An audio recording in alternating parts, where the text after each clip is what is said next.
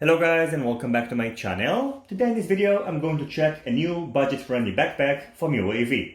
In this video I'm going to go over its features and specifications and check if it will be able to accommodate all the equipment that I normally carry using my low pro DroneGuard BPX2, which I've been using for the last 2 years or so. First of all, I can tell you that the general quality of the bag looks pretty good. All the zippers are working properly, which is very important, and the outer part is made out of a rigid, water-resistant material. On the front of the bag, you can find 2 plastic buckles for securing 2 quadcopters. On the right side, a net-covered pocket, and on the left side, 2 Velcros. Inside the URUAV bag, you can find 2 main compartments. The first one is next to your back and will enable you to fit a laptop inside or any other accessories that you would like.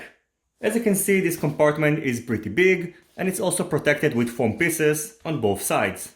The main compartment can be accessed from the front of the bag. When you first get in the bag, you can find all the dividers inside the rain cover. So in total, you're getting 4 of them. You're also getting this Velcro, this bag, and of course, the rain cover. You can organize the dividers according to your needs, and that's the way how I decided to organize them. So over here, for example, I placed my remote controller. Over here, the case of my feature goggles, and it's secured using this Velcro. On the sides of the dividers, you can find room for some accessories, so you can put pliers, antennas, and etc. Over here, I placed 2 quadcopters, and actually I think there's a room for another one. And as you can see, the quadcopters have the propellers on, so this is quite a spacious room. And over here, I placed the LiPo batteries, so in total there are 6 LiPo batteries, and over here I believe you'll be able to put another 3 or 4 LiPo batteries as well. Inside this pocket you can find more room for storing your accessories, but you have to take into consideration that if you're going to place something inside, when you're going to open the bag, most of the chances is going to fall off the bag.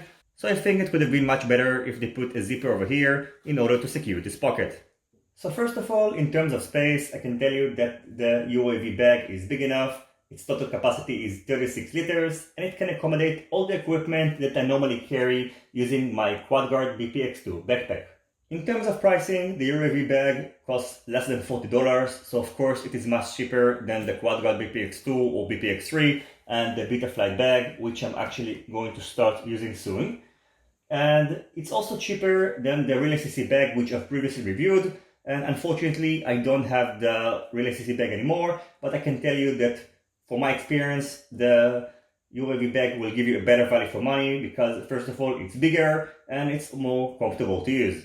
In my opinion, the main downside of the URUAV bag is that your equipment is not going to be as organized and as protected as in the other more expensive bags. However, if you take into consideration that this bag costs less than $40, will enable you to carry multiple quadcopters inside the bag and at least 2 more outside of it, I think that this bag will provide you with an extremely good value for your money. And if you're in the market for something that costs less than $60, I think that this bag is probably the best backpack that you can get at the moment of shooting this video for carrying your FPV equipment.